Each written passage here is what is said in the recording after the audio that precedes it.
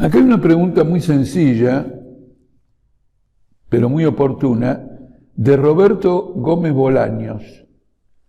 Pregunta lo siguiente: ¿por qué no levantar la consigna de paro de 36 horas en transición a la huelga general? Entiendo que la pregunta es relativamente en oposición a una consigna de huelga general. Es muy interesante la pregunta porque detrás de las consignas siempre hay un método. Un paro de 36 horas en transición a una huelga general supone una estrategia. Alguien decide que va a ser un paro de 36 horas para preparar las condiciones de una huelga general. Por ejemplo, en una época los sindicatos combativos declaraban un paro de advertencia. Nunca iban a la huelga general de entrada. Paro de advertencia. Presentaban sus reclamos, paraban 24 horas y el Estado sabía y la sociedad sabía que había ese reclamo. Ese reclamo no se satisfacía e iban a la huelga general.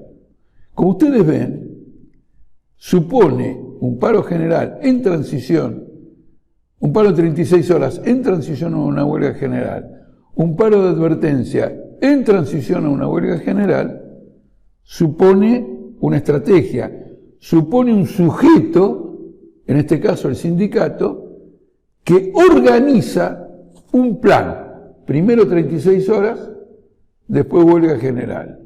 Primero un paro de advertencia, después huelga general. En la actual situación de la clase obrera y en la actual situación de la crisis, no existe ningún sujeto político en la clase obrera al que se le pueda endosar una estrategia política, salvo la burocracia de los sindicatos. Plantear un plan de lucha, una estrategia a los sindicatos, es decir, significa decir que la burocracia desarrolle ese plan de lucha. Lo característico de la situación actual es una aguda quiebra de las condiciones de vida de las masas y un acercamiento sin precedentes, y ahora voy a explicar por qué digo sin precedentes, de la burocracia sindical a la burguesía. Lo digo sin precedentes porque como acaba de haber unas PASO y hay una fuerza política que es el peronismo, que quedó como virtual ganadora de las elecciones generales, la burocracia sindical no quiere bajo ninguna circunstancia que se desperdicie o se deteriore esta conquista de haber logrado que el peronismo unificado gane las elecciones de la PASO y por lo tanto pueda ganar la huelga general. Entonces no tiene ninguna perspectiva el planteo de 36 horas. Lo que sí es una contradicción aguda que está profundamente instalada en la realidad es que la inflación se ha puesto más tremenda de lo tremenda que ya era, como consecuencia de la última devaluación, que en el curso de estas semanas puede agravarse todavía, porque hay una suerte de reclamo de renegociar la deuda, reestructurarla y eventualmente caer en un default declarado, como en parte ya existe, declarado por Macri. Entonces llamar la atención a la masa trabajadora, llamar la atención a los activistas, que la única iniciativa política que puede redundar en la posibilidad de conquistar los derechos que están siendo arrebatados, por ejemplo los salarios que caen en picada, por ejemplo la asistencia a los trabajadores desocupados que caen en picada, es por medio de una huelga general. Lo contrario es un problema de método político. Uno supone una fuerza dirigente, y la única fuerza dirigente hoy es la burocracia de los sindicatos, en el movimiento obrero.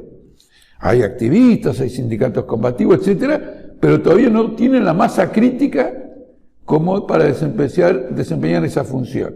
No solo que no la tienen, sino que incluso desarrollan marchas minoritarias que tienen poco impacto, en lugar de orientarse directamente a disputar en la masa obrera con la burocracia cuál es la línea a seguir para hacer frente a este derrumbe económico y social de los trabajadores, que debe ser por eso la huelga general. Entonces la huelga general es una cuestión de método político, es esta cuestión del método político es la que la hace ocupar un lugar fundamental en la agenda, porque introduce una cuña política entre los trabajadores, que en su mayoría votaron al peronismo, una cuña de los trabajadores en el peronismo, contraponiendo a la política del peronismo reivindicaciones y luchas de las que depende la sobrevivencia de la familia trabajadora.